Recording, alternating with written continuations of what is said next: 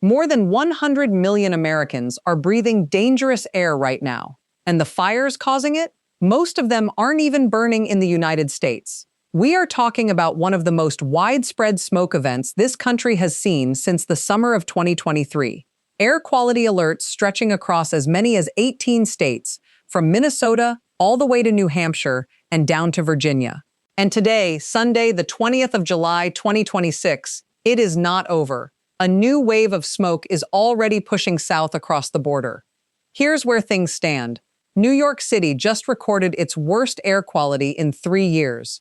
Chicago and Detroit ranked among the worst major cities on the entire planet. The FAA had to slow down flights into Philadelphia because pilots couldn't see through the smoke. The entire Boundary Waters wilderness in Minnesota closed, with rangers paddling canoes through the backcountry to evacuate campers ahead of the flames. And the smoke even threatened yesterday's World Cup final in New Jersey. This is a coast-to-coast story, and it is still developing. Let's break down the full picture. First, the scale.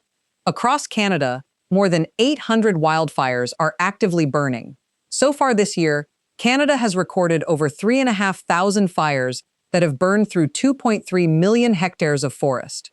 That is nearly 9,000 square miles, an area larger than the entire state of New Jersey, turned to ash. And fire season is only at its midpoint. Large clusters of those fires are burning in northwestern Ontario, directly across the border from Minnesota. And here's the thing about smoke. It does not stop at the border. It does not need a passport. Prevailing winds have been funneling that smoke straight down into the American Midwest and Northeast for almost a week now. But this is not just a Canadian story, because one of the most serious fires in this entire event is burning on American soil, inside one of the most beloved wilderness areas in the country. Let's talk about the Thumb Fire, because this fire tells you everything about how fast this situation got out of hand. On Tuesday, July 7th, a lightning strike hit a remote stretch of forest between Thumb Lake and Containment Lake, just south of Loch LaCroix, deep inside the Boundary Waters Canoe Area wilderness in northern Minnesota. No road access. Dense, dry, boreal forest. At first, it was just one of several new lightning fires, small, remote, being watched. Then the weather did what it's been doing all summer: hot, dry, and windy. In less than 24 hours, the Thumb Fire doubled in size, from roughly 6,500 acres to over 12,300. Firefighters describe active torching and spotting. That means whole trees igniting like match heads, and burning embers flying ahead of the fire line to start new fires. By midweek, it had grown to roughly 14,500 acres. Containment? 0%. And because the terrain is so remote and dangerous, ground crews can barely reach it. This fire is being fought almost entirely from the air. And then the Thumb Fire did something remarkable. It crossed the international border. An American fire burning into Canada, where it merged with a Canadian fire and is now threatening the Loch LaCroix First Nation on the Ontario side. Fires are crossing the border in both directions now. This is a genuinely binational fire event. Now zoom out to the bigger picture in Minnesota. Since July 7th, the Superior National Forest has seen up to 19 separate wildfires ignite, new fires emerging almost daily. Roughly 16 are still active, and together they have burned approximately 77,000 acres of the Superior National Forest and the Boundary Waters. Alongside the Thumb Fire, there's the Sioux Fire at over 7,000 acres and the Camp Fire at nearly 3,000. The response was drastic. Effective 12:01 a.m. on July 14th, the Forest Service closed the entire Boundary Waters Canoe Area wilderness. All of it. Roughly 1,900 campsites, over 1 million acres of wilderness, closed to every visitor in the absolute peak of summer season. To put that in perspective, the Boundary Waters is the most visited wilderness area in the United States. In a normal July, its entry points and lakes are fully booked, months in advance. Right now, it is empty. Every permit canceled. That closure has now been extended through at least Friday, July 24th. And officials say it will stay in place until the fires are contained and the risk to the public has decreased. And the evacuation itself is something out of another century. There are no roads in the Boundary Waters, so 8 Forest Service rangers got into canoes and paddled, campsite to campsite, warning paddlers to get out. Local outfitters and resort owners joined in with boats and float planes to help pull people from the backcountry. Officials in Minnesota are being blunt about the road ahead. One fire manager put it simply: some of these fires are likely to keep burning until the first snow falls. To understand the smoke pouring into American cities, you need to see what's happening just north of the border. Ontario is having one of its worst fire seasons in decades. More than 190 active wildfires. The largest, known as Thunder Bay 36, has surpassed 350,000 hectares. That is 1.3 thousand square miles, a single fire complex nearly the size of Rhode Island, and it is completely out of control. 15 Canadian communities have been evacuated. One First Nations community has been largely destroyed, and smoke from these fires, plus the fires in Minnesota, is what's been riding the jet stream into the Midwest and East Coast. Ontario, by the way, has recorded 503 fires this season against a 10-year average of 326. Keep that number in mind when we talk about the forecast. And feeding all of it is the heat. This same week, the town of Armstrong, Ontario, recorded 40.7 degrees Celsius, over 105 degrees Fahrenheit, the hottest temperature recorded anywhere in Ontario since the heat wave of 1936. Toronto had its hottest day in roughly 15 years. That is the furnace sitting on top of these forests. Record heat, low humidity, and wind. Every one of those ingredients is shared by the forests of northern Minnesota, Wisconsin, and Michigan's Upper Peninsula. The border is a line on a map. The fuel and the weather are identical on both sides of it. Now, the part of this story that reached tens of millions of American doorsteps this week, the air itself. On Thursday evening, parts of New York City measured an air quality index above 230.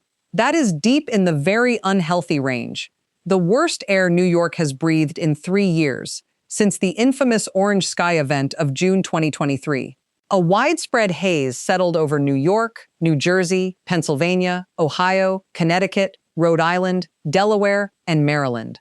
In the Midwest, it was arguably worse. On Saturday, Chicago's PM 2.5 reading hit an AQI of 160, the worst in the United States.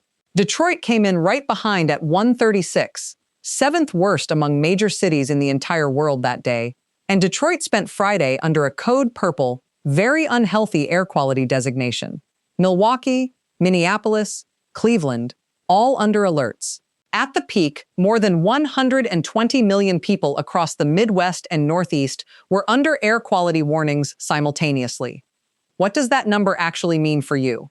PM 2.5 is microscopic particulate matter, soot particles about 30 times smaller than the width of a human hair. They bypass your body's defenses and go deep into your lungs and bloodstream. At these levels, health officials say everyone is at risk, regardless of age or health status, not just sensitive groups. And for context on the scale of the AQI, 0 to 50 is good. 150 is where it becomes unhealthy for everyone. New York was above 230. When the index climbs that high, doctors compare a day of breathing outdoor air to smoking multiple cigarettes. And tens of millions of people were doing it just by stepping outside. The smoke didn't just make the sky ugly. It started shutting things down. The Federal Aviation Administration slowed arriving flights into Philadelphia International Airport because smoke had dropped visibility below safe thresholds. Think about that. An airport in Pennsylvania, throttled by fires burning 600 miles away. And then there was the event the whole planet was watching. The FIFA World Cup final, Spain versus Argentina, played yesterday at New York, New Jersey Stadium. For most of last week, that was genuinely in question.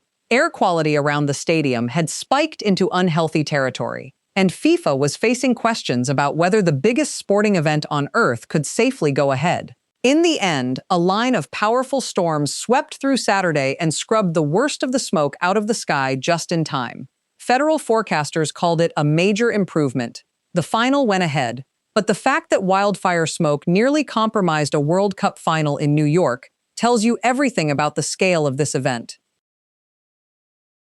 So, is it over? No. And this is the part you need to hear. That Saturday rain cleared the East Coast, But a fresh round of smoke is diving south into the western Great Lakes right now, and forecasters expect it to sweep into the Ohio Valley on Monday. The alerts are already out. Michigan has issued a statewide air quality alert covering Sunday and Monday. Chicago's alert has been extended through Monday night, with air likely to stay in the unhealthy range for parts of the area.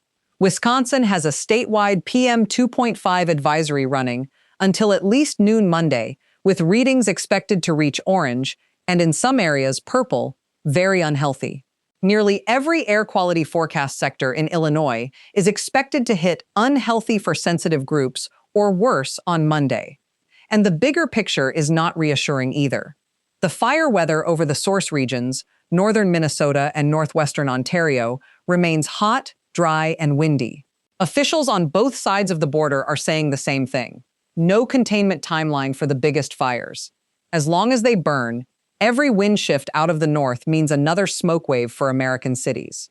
So if you're in the Great Lakes region or the Ohio Valley, check your air quality before you exercise outside tomorrow. If you can see or smell smoke, limit your time outdoors, keep windows closed, run an air purifier if you have one, and if you have to be outside for long stretches, an N95 mask actually does filter these particles. If you have asthma, heart or lung conditions, or young kids at home, take the purple and red days seriously.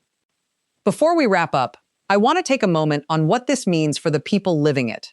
In northern Minnesota, the total closure of the boundary waters has landed in the middle of peak season, the few precious weeks that outfitters, resorts, and guide services depend on for their entire year.